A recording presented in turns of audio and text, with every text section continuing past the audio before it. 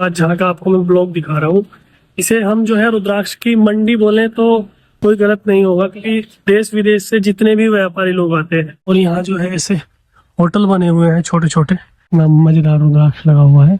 घर घर में यहाँ रुद्राक्ष का पेड़ होता है।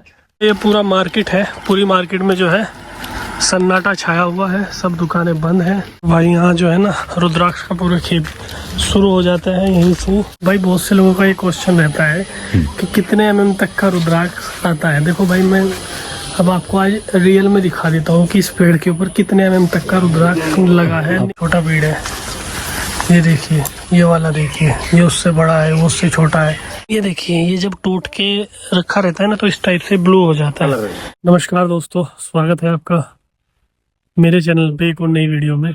आज का ब्लॉग मेरे लिए बहुत अद्भुत है, क्योंकि आज मैं नेपाल में हूँ। और नेपाल में भी अगर आपने सुना होगा, बहुत ऐसी घटना हो गई है जो कि एक इतिहास में दर्ज होने वाली घटना है। तो उस बीच में मैं भी नेपाल में आया हुआ था, और मैं अभी हूँ उस धरती पे जहाँ होता है रुद्राक्ष। तुमलिंग तरफ एक जगह पड़ती है, यहाँ से जो है रुद्राक्ष के बागवान शुरू हो जाते हैं।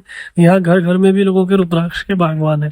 तो दिखाता हूँ। अभी तो खैर यहाँ पे जो है पूरा का पूरा लॉकडाउन लग चुका है। और ये यहाँ का चौक है,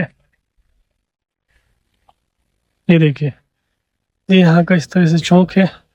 और यहाँ से जो है हम एयरपोर्ट के लिए निकल जाते हैं। आगे जो है ये जो रुद्राक्ष का विलेज पड़ता है वहाँ निकल जाते हैं। वादियाँ देखिए कितनी सुंदर है। और यहाँ घर घर में रुद्राक्ष का पेड़ मिलेगा। देखिए, ये भी रुद्राक्ष का पेड़ है लगा हुआ। तो बाकी चलता हूँ, दिखाता हूँ आपको ये गाँव है कैसा।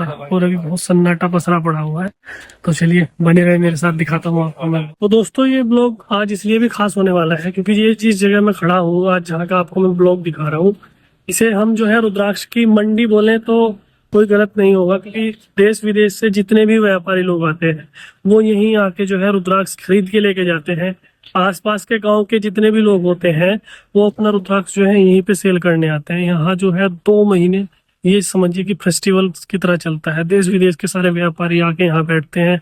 होटलों में रुद्राक्ष की डील चलती है, छोटे बड़े मुखी सब।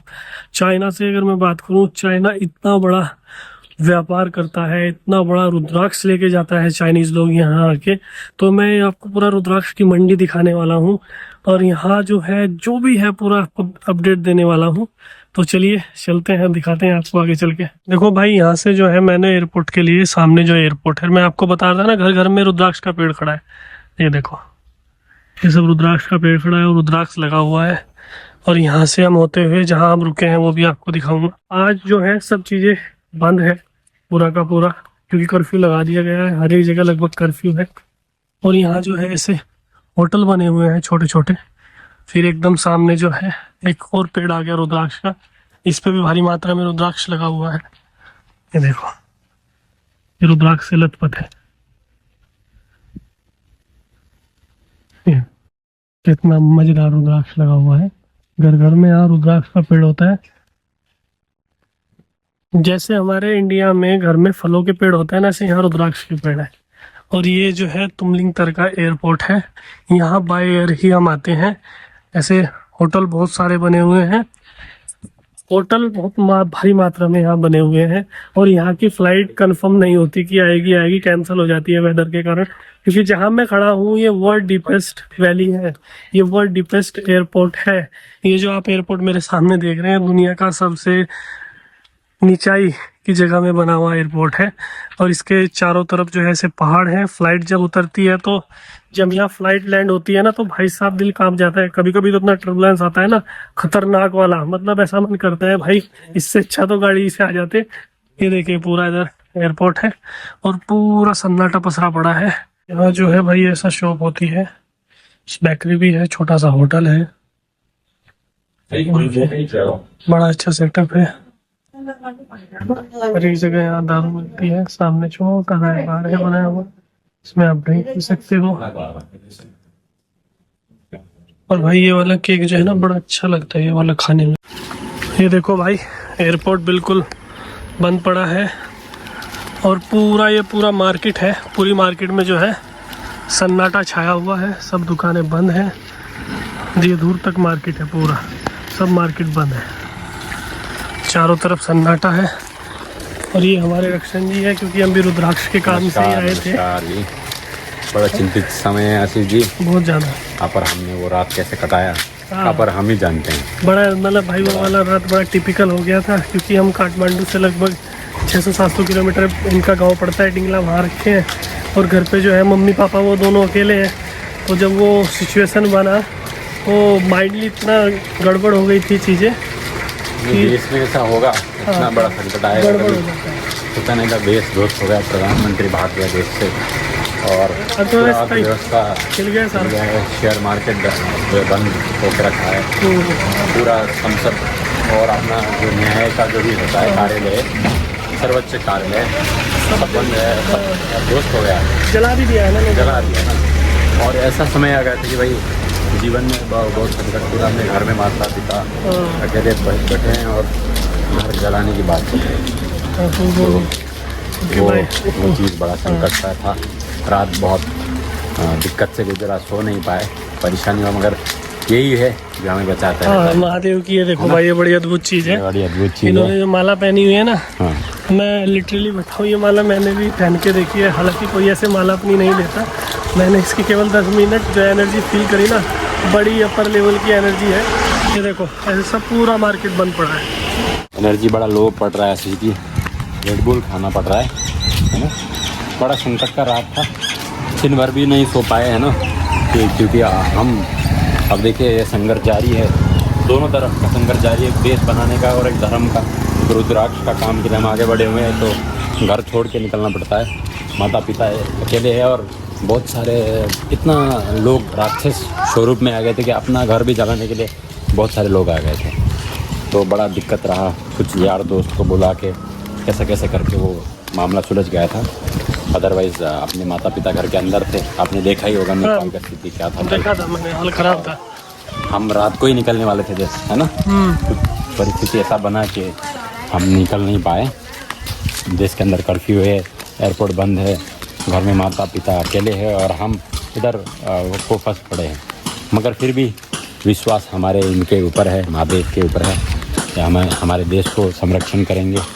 ये संकट स्थिति में वो ही है जो हमारे ऊपर हाथ फेरेंगे, ऐसा हमारा विश्वास है ना। ये क्या इधर बच्चों का ये खाली जो जगह पड़ी है क्या है? मंडी लगती है क्या? इधर मंडी भी लगती है, इधर वो प्रोग्राम्स भी होता है कभी कभार। अच्छा, जो लोकल विलेज के प्रोग्राम होता है, प्रोग्राम होता है। अभी तो फिलहाल देख पाए। ये देखो भाई ऐसे होटल बने हुए हैं, पर आज पूरा मार्केट बंद है। अच्छा रक्षण जी, और अपने घर के बगल में एक मार्ट था, बहुत बड़ा भागवती करके, उसका बहुत सारा ब्रांचेज है नेपाल के अंदर। जितना मुझे दिमाग में आ रहा है 20 से ऊपर है देश के अंदर। तो एक बिल्कुल थोड़ा सा नज़दीक अपना घर से पड़ता है, उसके बेसमेंट में बहुत सारा गैस पड़ा हुआ था। तो वो धड़ाधड़ से ना बॉम्ब जैसा पटक, जो क्या बोलते हैं हिंदी में, ब्लास्ट हो रहा था। तो उस आवाज़ से भी माता बड़ा परेशान थी। तो अब वो आपके घर के पास में ही है? घर के पास में ही। ये बड़ा चिंतित स्थिति बना देश का कि ये हुआ है ना, बड़ा गंभीर स्थिति बना है। हमारा यही प्रार्थना है कि महादेव हमारे लोग इतने पे आ गए कि भाई अब होते होते पशुपतिनाथ को चलाने की बात चल रहा था। उस चीज़ से हमें बड़ा दर्द हुआ दिल को, मगर है ना, इंसानों के बस में नहीं है कि भगवान को जलाया जा सके, रियल है, महादेव को जलाया जा सके। तो आर्मी ने इसका संरक्षण किया। देश अब हम ये विश्वास करते हैं कि सही गति में जा रहा है। अच्छा रक्षण जी, एक और चीज़ मैं अपने दर्शकों को बता रहा था, मैं कहा ये जो जगह है ये रुद्राक्ष की मंडी है, ये गलत बोला हो? नहीं बिल्कुल, इधर से ही आप जर्नी स्टार्ट होना है नीचे का। क्योंकि ये जो एक पॉइंट है जहाँ रुद्राक्ष खरीद के लिए बाहर से व्यापार आते हैं कृषक लोगों से लेने के लिए। ये पहाड़ों का ये ऐसा है एक्चुअली। ये एयरपोर्ट नज़दीक है ना। तो एक्चुअली वैसे तो इधर रुद्राक्ष का ऐसा वो नहीं है। मगर ये जगह जो है एक हिसाब से देखें तो पहाड़ों के बीच का एरिया बहुत गर्मी है। अब एयरपोर्ट नज़दीक में है, हॉस्पिटल है, सब चीज़ एक्सेसिबल है। रोड्स इधर तो पिच नहीं है, मगर ऊपर के रास्ते सब पिच है, तो एक्सेसिबल है रोड्स। तो सब व्यापारी यहीं आके बैठ जाते हैं, डिंगला के नीचे के वाले जो दाना अब है ना इधर ला के बेचने का प्रयास करते हैं। उस कारण से थोड़ा ये बढ़ता है। और भाई यहाँ जो है ना रुद्राक्ष का पूरा खेत शुरू हो जाता है यहीं से। और ये हमारा रिजॉर्ट है जिसमें हम रुके हुए हैं, मकालू करके पड़ता है एक, मकालू रिजॉर्ट। ये देखिए सामने भी रुद्राक्ष का पेड़ लगा हुआ है, रुद्राक्ष रुद्राक्ष चारों तरफ लगा हुआ है। रक्षण जी, मुझे कभी कभी रुद्राक्ष को लेके ये प्रतीत होता है कि लोगों ने जो है ना रुद्राक्ष को बिजनेस बना दिया है। आपका कहना क्या है? नहीं, मुझे क्या लगता है कि हर एक वस्तु में जो है भौतिक चीज़ जुड़ जाते हैं। रुद्राक्ष वैसे तो बिजनेस करने वाली चीज़ तो है नहीं, मैं ये मानता हूँ, है ना। मगर अब आज के दुनिया में फार्मर उसको कहता है, उसके ऊपर इतना कष्ट होता है, इसके ऊपर जब है ना हर एक किस्म का खर्चा जुड़ जाता है ना, तो उसके हेतु से भी बिजनेस करना इम्पोर्टेंट है, किसी भी चीज़ के लिए भी। नहीं, मैं दरअसल उस तरीके से बोल रहा हूँ उसको बिजनेस। देखिए किसान है, वो कोई अपनी खेती उगाएगा तो वो बेचेगा तो है ही, बेचना ही पड़ेगा, ठीक, उसको बेचना पड़ेगा, जीवन हाँ। इस पे ऊपर निर्भर तो है। मैं इसलिए इस हिसाब से बिजनेस बोल रहा हूँ उसको कि जो इसको लेके इतनी भ्रामकताएं चीज़ें फैला दी हैं, जो गंद फैला दिया है, नकली चीज़ों को बेचना, 12 मुखी का 14 मुखी बनाना, और रुद्राक्ष का लैब टेस्ट ले लो जी, ये कर लो जी, वो कर लो। मतलब आधा तो लोगों को, भाई साहब आपको ये पता ही नहीं है कि किस किस तरह के कांड किए जा रहे हैं इस मार्केट में। यहाँ जब मैं आता हूँ और कुछ व्यापारियों से मिलता हूँ, जब वो बातें बताते हैं, रक्षण जी बातें बताते हैं कि भाई अगर एक इंसान को अपने प्रोडक्ट के सत्यापन के लिए टेस्ट कराना पड़े, क्या टेस्ट करोगे भाई? ये महादेव की चीज़ है, बताओ। ये खड़ा है, देखो, ये भी रुद्राक्ष का पेड़ खड़ा है। ये टेस्ट वेस्ट जो है ना, लैब रिपोर्ट वगैरह कुछ नहीं भाई मायने रखती। सबसे ज़्यादा धोखेबाजी वहीं से शुरू होती है। तो ये टेस्ट वेस्ट के चक्कर में ना पड़ो। ये देखो कितने प्यार से रुद्राक्ष लगा हुआ है।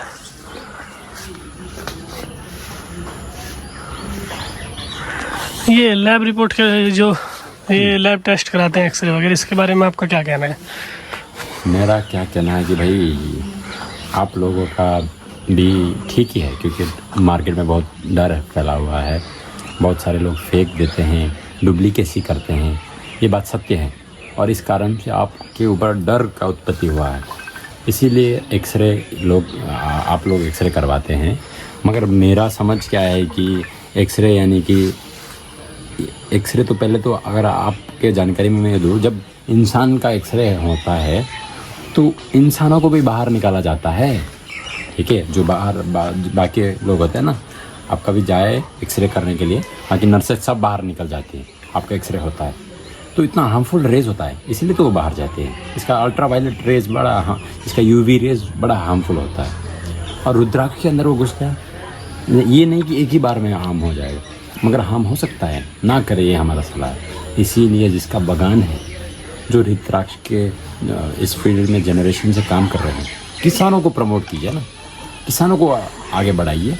किसानों को आगे बढ़ने के लिए, सहायता करने के लिए आप लोग किसानों से खरीदिए, उसमें तो ऑथेंटिसिटी का कोई क्वेश्चन मार्क ही नहीं रहेगा। यही सबसे उत्तम उपाय है आशीष जी। अच्छा, मैं रक्षण जी देख रहा हूँ पेड़ पे, भाई बहुत से लोगों का ये क्वेश्चन रहता है कि कितने mm तक का रुद्राक्ष आता है। देखो भाई, मैं अब आपको आज रियल में दिखा देता हूँ कि इस पेड़ के ऊपर कितने mm तक का रुद्राक्ष लगा है नेपाली में। अब गिनना, हाँ, ये हजारों जो भी दाने दिखेंगे, पांची मुखी तो है, हाँ, ये वैसे पक गया ना, हाँ। अभी खोलेंगे पूरा पका हुआ मिलेगा, ठीक है। मगर क्या है, सब 5 मुखी है। और किसान को क्या है, 5 मुखी में ज़्यादा फायदा नहीं होगा।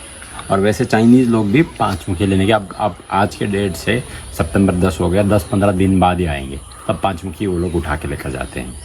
इस कारण से भी 5 मुखी पेड़ में ही है, बाकी हायर मुखी हार्वेस्ट हो चुके हैं। बिल्कुल, ये देखो भाई, मैं दिखा भी देता हूँ आपको, ये पेड़ पे लगे हुए हैं छोटे छोटे। ये देखो, हर 1 mm का, मतलब 10-11 mm तक का आपको मिल जाएगा इसमें। बट वो है कि वो वाले बीड्स को इकट्ठा करना पड़ता है बड़े ध्यान से। ये देखिए, ये देखो भाई, आपको छोटा से छोटा, बड़े से बड़ा, ये देखिए कितना छोटा बीड है।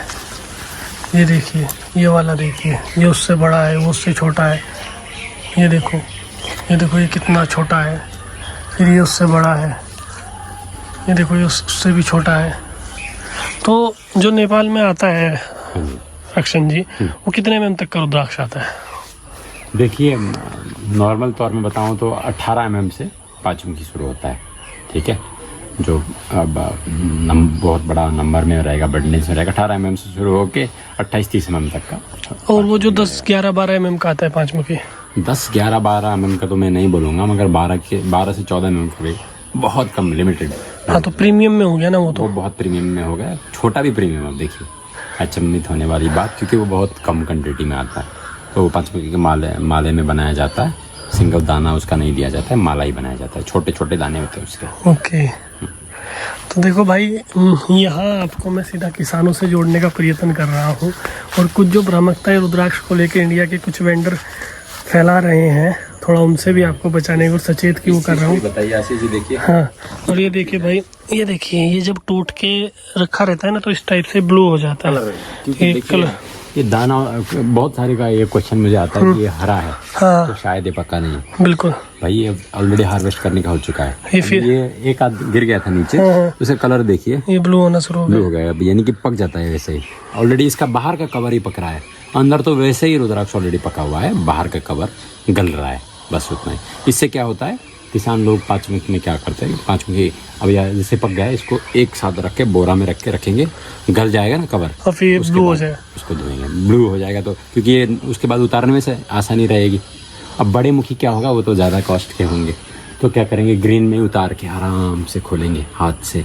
मैंने जैसे खोल के दिखाया था ना, उस तरीके से खोल के ब्रश करके आराम से देखेंगे, क्योंकि वो तो बहुत लिमिटेड नंबर्स में आएगा ना, तो वो इसका सिनेरियो है। तो भाई ये थी हमारी वीडियो आपके लिए रुद्राक्ष के ऊपर, क्योंकि भाई लोग यहाँ पे जो है कर्फ्यू लग चुका है, तो उस वजह से हम भी फंस चुके हैं। तो था कि आपको थोड़ा सा, अब तक मैंने अंदर डिंगला दिखाया था, वो जगह नहीं दिखाई थी जहाँ लोग बाग आके रुद्राक्ष का व्यापार करते हैं। तो यहाँ जो है बेसिकली आदमी आके अपना व्यापार करता है, और यहाँ से जो है ना पूरा खेप रुद्राक्ष का निकल के देश के अलग अलग हिस्सों में जाता है, चाइना जाता है, इंडिया जाता है, मतलब यहीं वो लोग आते हैं जो रुद्राक्ष खरीद के लेके जाते हैं। सब चीज़ें यहीं से स्टार्ट होती है, ठीक है। और ये देखिए हमारे रुद्राक्ष जी जो है रुद्राक्ष भी छील रहे हैं, वो देखो, देखिए बाहर का कवर ही जो है वो हुआ है। अब ये क्योंकि ब्लू हो गया और ये थोड़ा ग्रीन है, रेडनेस भी आ रही है इसके अंदर। नहीं, ये तो आपका अंदर का डस्ट ये ब्रश करने से निकल जाता है, ठीक है। तो रुद्राक्ष को लेकर अगर आपके अंदर कोई भी किसी भी तरह की कोई भी भ्रामकताएं हैं, उन्हें मैं कोशिश कर रहा हूं कि उनको दूर करूं, क्योंकि मैं ये बिजनेस पर्पज से नहीं कर रहा हूं, मैं आपको ऑथेंटिसिटी दिखाने के लिए कर रहा हूं। अगर आप रुद्राक्ष से रिलेटेड कोई भी चीज़ है, आप चाहते हैं कि यार रुद्राक्ष के विषय में क्या चल रहा है, रुद्राक्ष में जो है 80% लोगों ने ये बिजनेस बना दिया गया है, धंधा बना दिया गया है। तो इससे बचने के लिए मैं कुछ चीज़ों को लेकर चल रहा हूँ, लगभग बड़े बड़े व्यापारियों से भी मिलता हूँ, क्या हो रहा है, कैसे हो रहा है, वो सब चीज़ें दिखाऊंगा, बताऊंगा। क्योंकि अगर आप हमारी वीडियो को प्यार देंगे, बड़ा संघर्ष लगता है। अब देखिए इंडिया से हम आए और आके यहाँ फंस गए। ये देखिए कितने बड़े भी होते हैं रुद्राक्ष का पेड़, ये भी रुद्राक्ष का पेड़ है, ये देखिए कितना बड़ा रुद्राक्ष का पेड़ है। तो दोस्तों ये वीडियो यहीं पर समाप्त करते हैं, और फिर मिलता हूँ आपसे काठमांडू में एक नई वीडियो में। वीडियो को लाइक कीजिएगा, शेयर कीजिएगा और सब्सक्राइब कीजिएगा, क्योंकि मैं कोई कंटेंट स्क्रिप्टेड नहीं बनाता हूँ, मैं नेचुरली बनाता हूँ।